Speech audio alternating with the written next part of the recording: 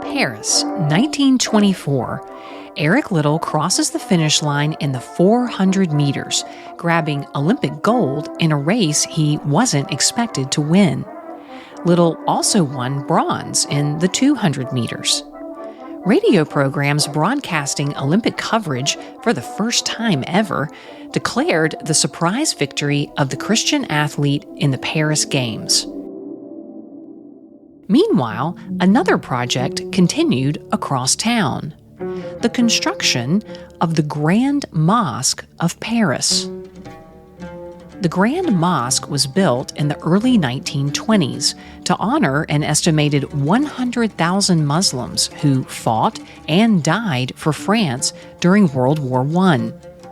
Many came from French colonies or protectorates in northern Africa, including Algeria, Tunisia, Morocco. Today, the Grand Mosque takes up nearly an entire city block, and it points to something else that's big: the number of Muslims in France.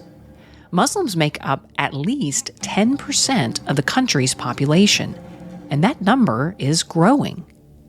Ongoing migration has been the biggest factor driving Muslim growth. Some come to Europe seeking jobs or education. Others come fleeing conflict and war in their home countries. Migrants from Afghanistan made up the largest group of asylum seekers in France last year. And these trends draw a lot of attention and often controversy, but there's another kind of trend that's less noticed but still notable: Muslims becoming Christians. Not in big buildings like grand mosques, but in places like the basement of a Catholic church or the back room of a coffee shop. Places they didn't expect to be, meeting a Savior they didn't expect to know. I'm Jamie Dean, and from the team at Radical, this is Glory Road.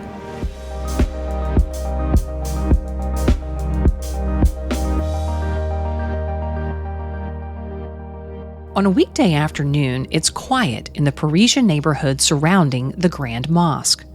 A Muslim bookstore across the street displays prayer rugs and children's games with names like Quran Challenge. Soon, a handful of mosque-goers began filing in to the large white structure with a tall minaret for afternoon prayers. The mosque's grounds are open to visitors, and a handful of tourists quietly linger in the courtyard, just outside of a large room that's open only to Muslim men attending prayers. The sounds drift outside. Downstairs, women and children gather in a separate room. A few steps away, there are rooms for ablution, the ritual washing before prayers. The mosque is built with open pathways and colorful mosaics and tiled courtyards with fountains and trees. In the spring, there's purple wisteria and pink roses. The main courtyard is called Jardin d'Eden, the Garden of Eden. But in many ways, paradise is far away.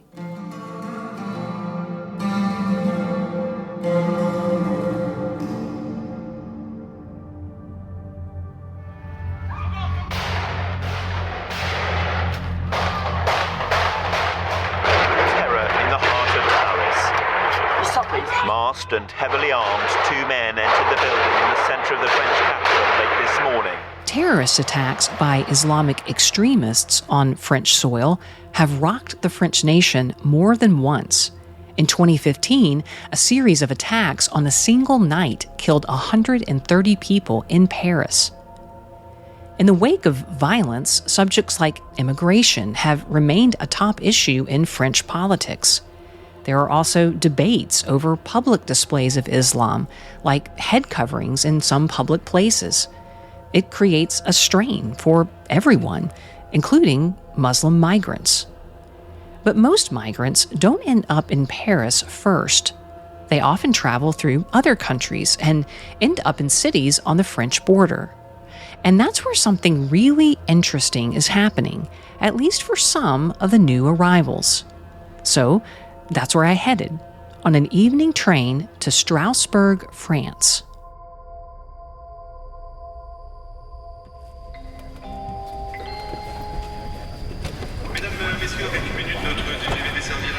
Take a stroll around Strasbourg, and you might feel like you're in Germany. At one point, you would have been. The town went back and forth between German and French control for centuries. Historic homes with timber framing stretch along the Rhine River. Pubs and restaurants serve German beer and sausage with sauerkraut. But even during the city's German past, there was always a French connection. The French reformer John Calvin once lived here when Strasbourg was in Germany. He fled France as opposition to the Reformation grew in the 1500s. Eventually, he ended up in Strasbourg. This is where he met his wife, and this is where he pastored a church for other French-speaking refugees. These days, most refugees in Strasbourg have fled the Middle East or Africa. Often, they attend one of the city's numerous mosques. A local pastor tells me there are more mosques than evangelical churches in town. But some refugees and other migrants have also found their way to a little storefront that serves coffee and tea, and that also serves them.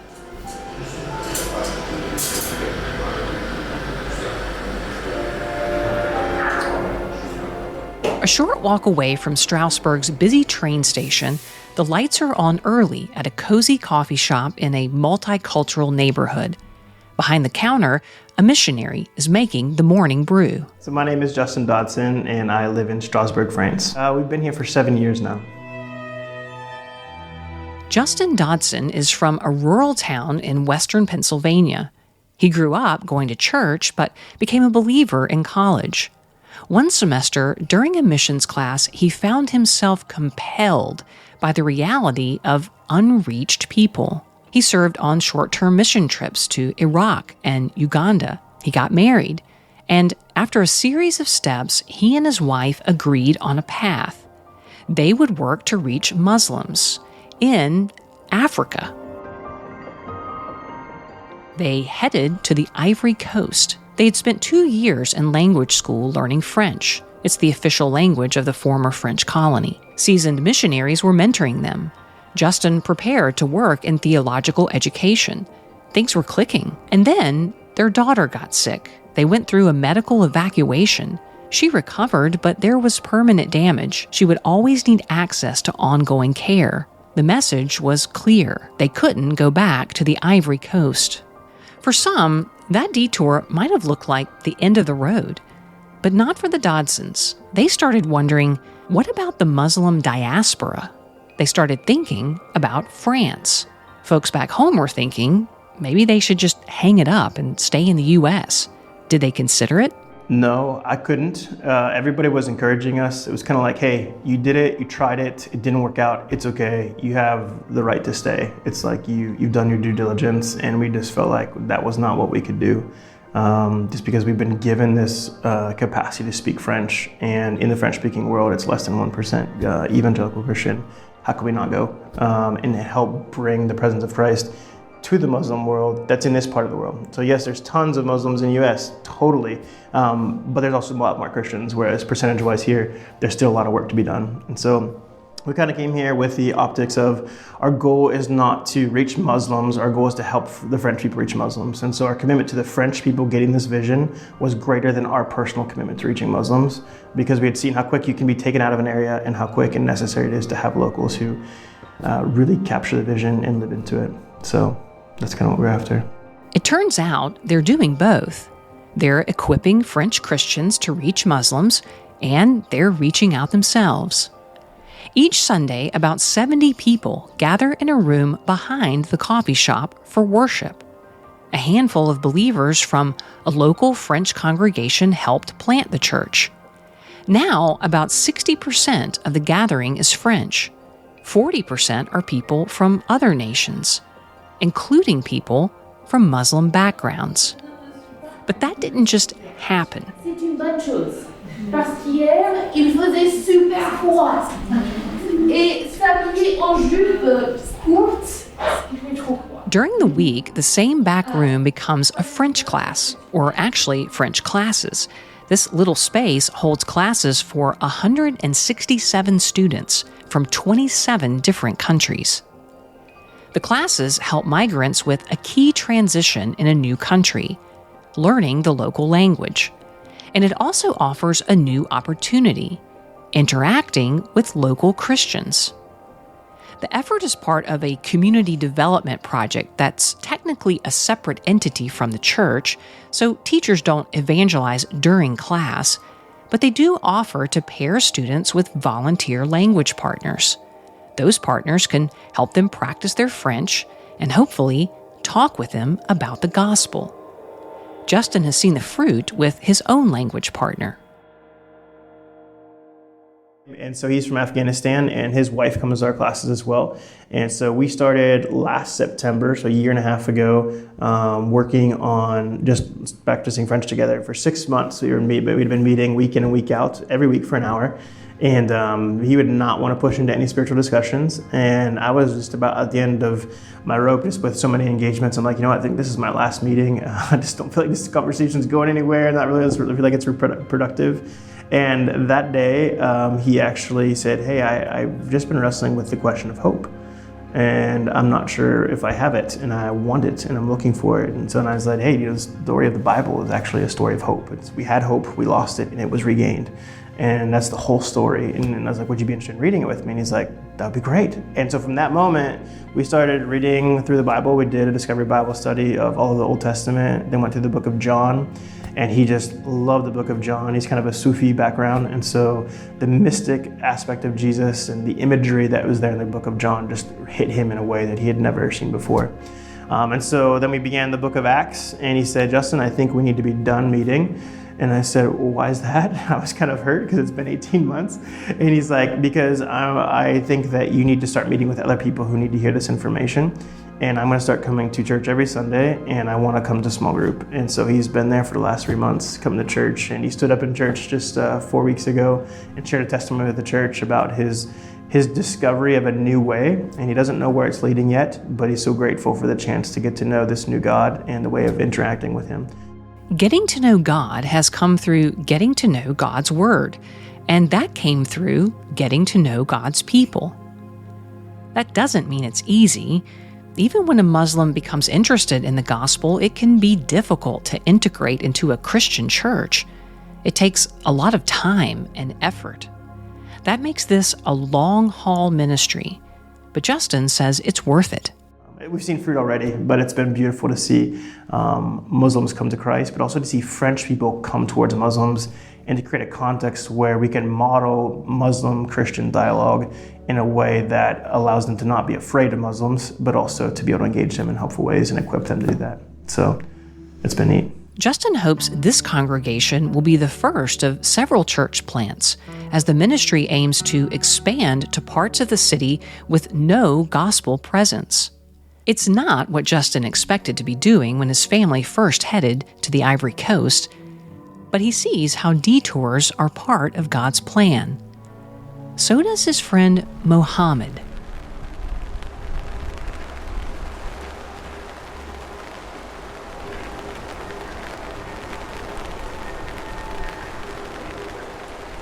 I met with Mohammed on a rainy afternoon.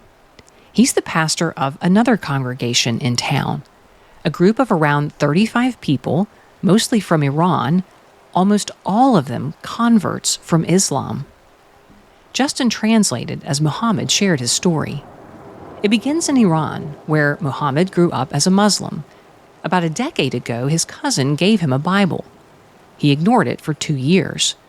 In 2016, he decided to read it. He opened to the book of John. God opened Mohammed's heart to the gospel, even if his country was closed to it. Yeah, the religious authorities in Iran really suppress severely religious freedom and rights. The Iranian Christians are often stopped, arrested, and put in prison or detained for certain periods of time. And they are sentenced to really worrisome trials and sentenced to really long stays in prison. Peine de prison.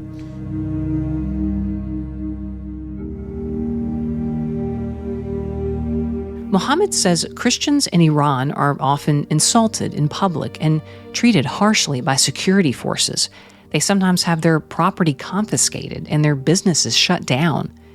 But there's one thing the authorities can't stop. Despite all these difficulties, the good news of Jesus Christ continues to be preached. There's actually hundreds of house churches in Iran. Any door can be closed, but no power is able to close the door of one's heart to Jesus Christ.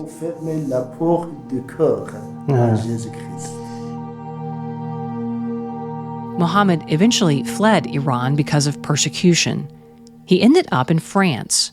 He met Christians who helped him connect with theological training and start a church for Iranians here in Strasbourg. They meet in the basement of a nearby Catholic church. People mostly find out about the group by word of mouth. Each year, their numbers grow. In 2023, they baptized 13 people. Last year, they baptized their first member from Afghanistan. Now, they're doing outreach to Afghan migrants. It's still hard work. Like all churches full of sinners, the Iranian church is often messy. There are lots of issues to sort through and a lot of needs to be met. But Mohammed says that's part of being a Christian family, and that's what brings them joy, even when it's hard. In 2019, the church started with 2 people, and today we're around 35 people. And every year, we keep adding more and more. And in France, they get a chance to learn the Bible in their mother tongue, so they can better understand who is Jesus Christ. The number of people that want to serve Christ in the church continues to grow.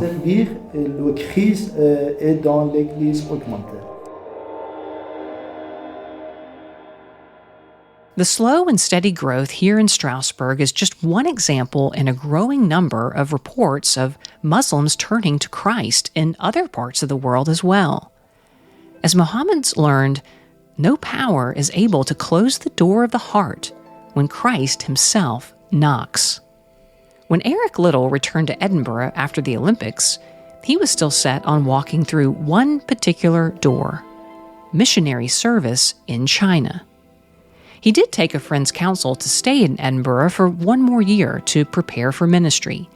Liddell studied theology and preached in local churches. He talked about his faith at public events. He even ran more races. But he was clear he was set on China. Some people didn't understand. Liddell was at the pinnacle of his running career and his fame. There were so many opportunities right in front of him, including the 1928 Olympics in Amsterdam. Why not wait a few more years? China would still be there. In a book about Liddell called For the Glory, author Duncan Hamilton says, the same critics who thought it ludicrous for Liddell not to run on a Sunday now thought it was equally ludicrous for him to go to China after his studies were over. When people asked Liddell why he was willing to leave it all behind, Liddell often replied, "Because I believe God made me for China." At the train station, he told a crowd cheering him off, "Christ for the world needs Christ." That didn't make leaving easy. Even though he would be reunited with his missionary parents in China, he had lived most of his life here. He had a lot of friends in Edinburgh, a lot of ministry, but he was ready to run a different race again. And as he stood at the starting line, there were already glimpses of how different that race would be. In China, unrest had been swelling as Chinese authorities grew increasingly angry over foreign involvement in China's affairs.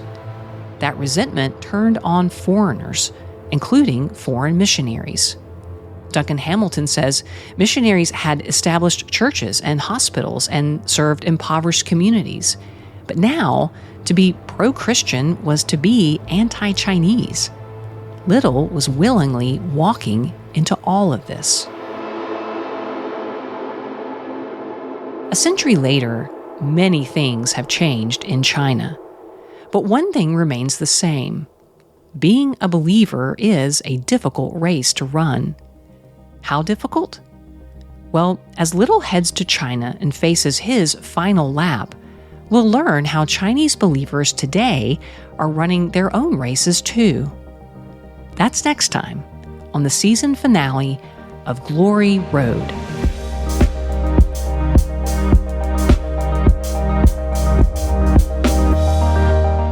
Glory Road is a production of Radical, written and hosted by Jamie Dean, editing by Jairo Namnoon, direction and editing by Josh Diaz, sound design and original scores by Robbie Herrera, artwork by Raul Angel, project management by Carolina Olguin. Stephen Morales is Senior Director of Content. Learn more at radical.net.